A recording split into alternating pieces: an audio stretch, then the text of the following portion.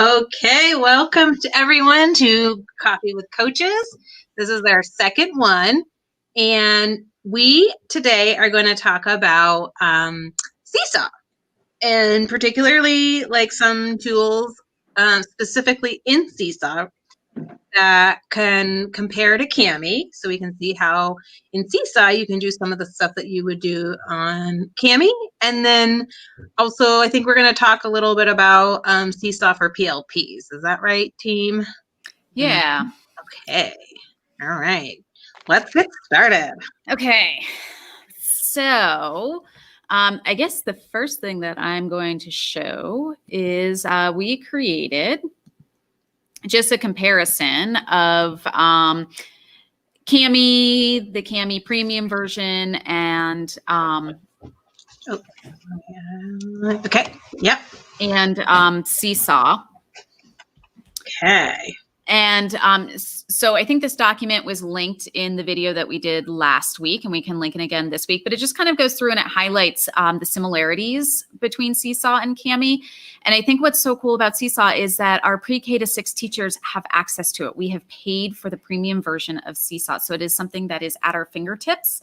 And so you have access to additional features that you would not have access to in the free version of Kami. And I think it's like really student friendly. So I'm going to go into SeeSaw from the student's point of view. I am in looking at an assignment as if I were a student. And I have just put in a super basic assignment just to kind of highlight how this compares to Kami, but know that the usefulness of SeeSaw goes like well beyond worksheets. But that's just kind of what we're gonna look at today. So if I were a student, I've got my assignment here that the teacher gave me. And now as the teacher, you can put in Google Docs like you do in Google Classroom. You can put in PDFs, you can put in JPEGs, you can put in all kinds of things. So the one that I have is just a Bridges worksheet that is a PDF. So I've actually played with this and responded once. So I'm going to respond again so that we've got a blank sheet. So this is what it looks like when the students log in to start doing work on, in this instance, a worksheet. So some of the features that they have, they can view the instructions. If they can't remember what they were supposed to do, they can come right back up here and view whatever instructions the teacher gave them. They have a text box, which is, we're all pretty familiar with text box. So you can just click it. It's going to drop a text box and you can start typing. You can resize this. You can move this around. You can twist it. You can turn it. You can do all kinds of things. I can shrink it down. I can move it wherever I want it to be on the screen. The students can record themselves. Ooh, I like that. Yeah. So for our students who maybe don't have touch screens and it's not as easy to show their work, they can maybe explain their work. Or for some of our students, they are better at explaining themselves than they are at typing explanations. So they can just click on that. Oh, and actually the cool thing about this, I forgot about this, is as I'm talking, it's actually recording whatever I'm doing on the screen. So if the student is working, it is recording their screen and the student can be talking through it. So in this instance, the student is creating fact families using an array. So the student might be like, well, I see that there are 5 rows and there are 6 columns. So my fact family would be 5 rows times 6 columns equals 30. And it's recording everything they're writing and everything they're saying. Cool. So you can see them work through a problem. Yes. It's like my favorite feature. This is so cool. They have 5 minutes of recording, which is maybe not enough time to do the entire worksheet, but I would say best practice would not be that you would want the student to record themselves doing an entire worksheet, but rather just like one problem so you can see if they really understand. And then when they're done, they just click the done button and it saves it for them. They've got this nice little play button here. As I'm talking, so it plays it back for them. Cool. So they can view it and then they click the check mark when they're done. Oops. I wound up finishing my assignment and I didn't mean to. Go back in. So this I've got buttons pushed that I don't want pushed. So the teacher can see that too. The student can see this. The teacher can see this. Or if they have questions too, that would be a great use of that recording feature too, because they could explain like what they do understand, but if they didn't understand something, and then the teacher would be able to help that way, right? Yeah. So, and Jenny, I never even thought about that. I really like that. How many times, especially as we're learning remotely, how many times do our students have questions about things, or, you know, they turn in like a test or something and they're like, I just didn't answer it because I didn't know. And this allows them to really kind of have a conversation with a teacher when they can't be face to face. So can the teacher respond with a video like that, or how does that work on that end? Yes. So I do know that from the teacher's end, there are things that the teacher can do to comment to the student back. Okay, cool. Here, Lisa, she had a comment here. Wow, capturing student think alouds is a great feature. It is. Awesome. Best feature. So what I was trying to do before, and I'm like having all kinds of tech issues today because it's a Wednesday. You can take the student's recording and you can move it around, things like that as well. Okay. And you can use like a Google Doc and it'll have the same setup, right? Yeah. So whatever you put in here, it can have the exact same setup.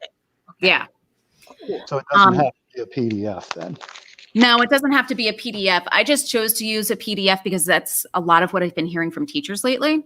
But you can really do this with anything. Yep. Awesome. Oh awesome. So students can take pictures, take video, and they can upload something that's already on their computer. I know a lot of my students, when I was in the classroom in 3rd grade, would like take pictures of themselves explaining a piece of work rather than, if they don't need to record the screen. You know, so Jenny, you had talked about asking a question. This is where they could record themselves talking, asking the question of the teacher. And then when they're done, they've got this recording that they can then resize and they can move it off to the side for the teacher. So the teacher. So cool. That is great. I love it. So is this something that could be used in the same way we might use a flip grid? Yeah. Ooh, good thinking. Oh, I like that. Yeah, think about it. All of our favorite tools in one place. Yes. Oh my gosh. Mind blowing. You know, as I'm thinking too, one of my favorite things that I did, especially with my intervention kids, is we did a lot of I notice, I wonder, by looking at different pictures and things. You could put a picture up and share it with the students, and they could do the recording or the video recording or whatever of the things that they're noticing and the things that they wonder. Yeah. So many possibilities. That's so many things. Other features that they have, they can add shapes, they can add a background, they can add links. One of the things that my kids had always liked was they liked adding a caption to explain their work. So it goes, when it gets submitted to the teacher, it goes below the work rather than on the work. And they can either add a written caption, or for those kiddos that writing might be a little bit of a struggle, they can add a voice caption instead. Cool. And Lisa added, recording screen and voice could also be a great way to do formative assessment for remote learners. Yes. Yes. It would. Yes. And then you've got like your typical features. You've got like the pencil, the marker, the highlighter. You've got like a magic marker of some sort. I don't know. You'd have to play with that one. I'm not sure. An eraser in case you make mistakes. And then the cool feature. That's what the magic one does. Not sure why you need that, but you never know. Kids find a reason for everything. And then one of the cool features that you can't get in the free Kami version, but you get in SeeSaw, is that you can add extra pages. So if a kid does their work here, but you want them to show, maybe you're like problem number 2, you're like, pick one of these problems and give me a model. The kid can add an extra page and they can do the work on that page and then it gets submitted together. Nice. So they can add their own pages. Yes. And then it all gets submitted together, which is really cool. That is nice. That's awesome. And then probably the last thing that's worth mentioning with using this is that right now this worksheet is like really, really small. And my old eyes would have trouble working on this. So the students can zoom in. When they click the zoom in button, it pops up a small box up in the upper left-hand corner that then allows them to zoom in. Ooh. And then they can move things around. And then they can write on it this way so that it's easier for them to see. And then if they are doing the screen capture and record, it only captures this part of the screen. So before we click on the whole worksheet, this one would just record what's on their screen and what they're working on. Nice. Nice. Oh, that's cool. That would make it a lot easier for those others that struggle with working the mouse or working their touch screen. If they can put a text box in, if they can shrink it and see the line where they want to put it a little bit easier too. Mm-hmm. Yeah. So we're able to. That's awesome. Move that text box wherever we want. Makes it a little bit easier for the kids. And then they can shrink that in. And then when they're done, if they want to see what it looks like, they can move it out again or whatever they want. And then they just click the green check when they're done. And it sends it to the teacher who can then, it's waiting for teacher approval. And then the teacher would be able to go in and see that. Nice. That's so cool. I love SeeSaw. Every time I see something from SeeSaw, I'm like continually amazed. Stop my So video. you're switching. I'm going to remove you. Okay. Sorry, tech problems today. Today's not my day. Yes. And then do we have a little bit of time to talk about SeeSaw for PLPs? Yeah. So I guess the first thing that I'm going to say is, I have used SeeSaw before as a PLP platform for my students, and they loved it. We were really specific and intentional about how we used it. We did not use it for every assignment that came our way. We actually were focusing in math.